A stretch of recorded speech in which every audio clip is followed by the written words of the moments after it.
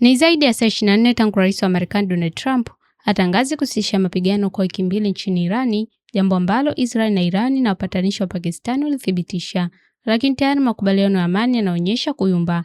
Israel imeanzisha wimbi kubwa la mashambulizi nchini Lebanoni na kuua watu wasiopungua 182.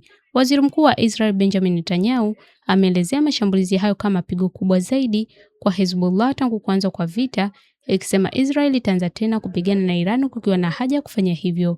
Wakati huo huo, Iran imesema ikiwa mashambulizi nchini Lebanoni hayatokoma mara moja, huenda akachochea hatua kuchukuliwa. Siku ya Jumamosi, makamu wa rais wa Marekani JD Vance atashiriki katika mazungumzo na Iran mjini Islamabad, Pakistani.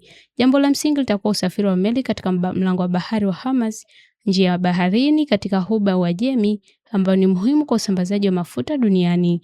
Iran imesema meli zitalengwa na kuharibiwa ikiwa zitapita bila ruhusa. Spika wa bunge la Iran pia anasema mambo matatu ya kusitisha mapigano kwenye mapendekezo yenye masuala 10 yamekiukwa waziwazi, huku Vance akisema kila mara kuna mapungufu katika makubaliano kama hayo. Hezbollah yasema imeshambulia kaskazini mwa Israeli. Vilevile Hezbollah imesema imerusha makombora kaskazini mwa Israeli. Wanamgambo hao wanaoungwa mkono na Irani wanasema ilikuwa ni kujibu ukiukaji wa mapigano. Katika taarifa iliyochapishwa kwenye mitandao ya kijamii, pia wametishia kuendelea na mashambulizi hadi uchokozi wa Israel na Marekani dhidi ya Lebanoni utakapokoma. Bado kuna kutokubaliana kuhusu kama nchi hiyo imejumuishwa katika usitishaji mapigano.